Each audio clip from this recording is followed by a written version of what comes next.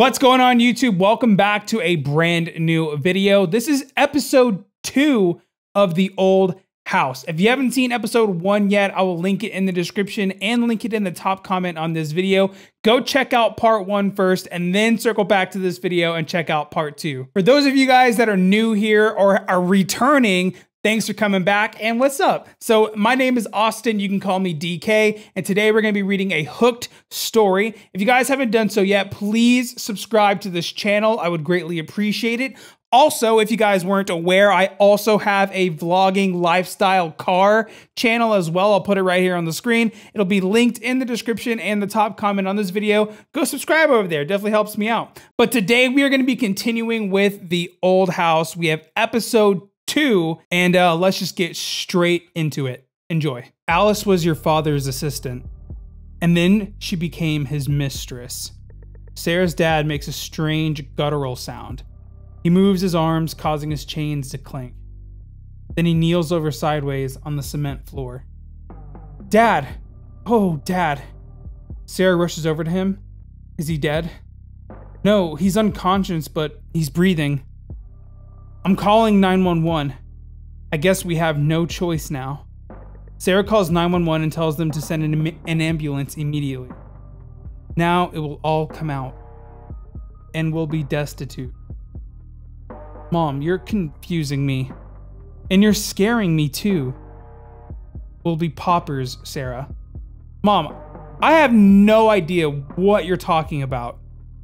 We're both able-bodied people who can work, so we'll never be paupers. But first, tell me about Alice. She did this to Dad? Yeah, she must have. She must be a monster. A monster with curves who wears very tight clothes. You said she was his assistant? Yeah, in the early days. You wouldn't remember her. Back then, your father had a very dark secret. He started embezzling money from his company. What? Yeah, he did it for years. Right up until the time that I reported him dead. I don't understand. Start at the beginning. You knew about the embezzlement and you just let him do it? That's illegal. I suspected it, but I didn't really know it. And by the time I did, it was too late. Besides, the money bought us such nice things. Cars, clothes, vacations, your private school tuition, our new bigger house. But I wanted to go to public school, and I wanted to stay in this house. Honey, please, there's no going back and changing the past. At least, that's what I told myself 2 years ago when I found out about everything. The embezzling, the affair. It had been going on for almost 20 years before that. That's horrible. I know. He's a horrible man. But there's been one good thing about him. He's been a good father to you. That's true. He loves you, Sarah. We have to remember that's why he did it. Seeing him now, I know, Mom. I know. He always made me feel loved. He always sang that lullaby he wrote for me, even when I was older. And I know it's dumb, but I always liked it. It made me feel loved. You are. His love for you is real, Sarah. It's just the rest of his life that is a fraud. Mom, I can't bear it. Look at him. For all he's done, he didn't deserve. She looks over at the blind man in chains lying unconscious on the floor. That! Mom, why would Alice do this to him? I'm not exactly sure, but it has to be her. She's evil. The day after your father disappeared, I got a phone call from her. She said, if you know what's best for you and your daughter, tell the authorities your husband drowned. Then she said, he's moving away with me and we don't want anything to do with your family. I knew he didn't really drown. I knew it deep in my bones. Sarah, she said she would tell the police all about your father's crimes. But worst of all, She said she would come after you and kill you if you said anything. So I kept quiet. But I would have told police if I'd known this would have happened. I swear. But why would she do this to him if she was running away with him? And why here? I don't know. Maybe he met someone else? A newer version? She's getting old after all. Maybe she thought if she couldn't have him, no one could. That's terrible. Sarah, can you forgive me? I don't know, Mom.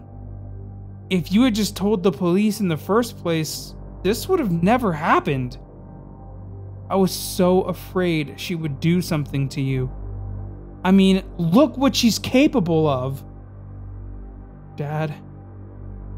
Sarah kneels over her blind father and strokes his hair. He stirs at her touch. Then he starts humming. It's the lullaby Sarah knows so well. Oh, Dad, you're gonna be okay. The ambulance is coming. Suddenly, Sarah sees something on the floor. Look! His phone just fell out of his pocket. Maybe it will help us track down Alice. Just as she picks up the phone, they hear the front door bang open. We're down in the basement! 2 paramedics rush downstairs with a stretcher. They look at the man on the floor in shock. What happened? We think a woman named Alice Smith did this. They told us a man was unconscious at this address. We didn't know a crime was involved. We'll need to call the police. Please, just make sure he's okay first. The 2 paramedics administer fluids to Sarah's dad. Then, using sterilized tools, they remove the wire that has been holding his lips shut. They bandage his bleeding lips with gauze and carefully place him on the stretcher. I'm calling the police. You need to stay here and talk to them. He dials 911 and explains what has happened. What do you mean they can't come right now? This needs to be first priority. Sarah's dad grunts and lifts his head. Then he speaks hoarsely. Find her. Then he passes out again. Apparently there's been a big shooting at the mall and the entire police force is there. Keep calling and demand that they send someone here as soon as possible. Because whoever did this is sick and needs to be caught immediately. We will. And then we'll come to the hospital. Do you think he'll be okay? Well, he's going to be blind for the rest of his life, but it looks like he'll probably recover. He's lucky considering what was done to him. That's a relief. The paramedics leave with Sarah's dad. After they leave, Sarah digs out her charger and plugs in her dad's phone. What are you doing, Sarah? I'm going to see if I can find Alice's number in his contacts. I'm not going to let her get away with this. Don't call her, then she'll know. I won't, but at least let me find her number. I'll give it to the police when they get here. As Sarah goes through her father's contact list, the phone starts ringing. The name on the screen says Alice.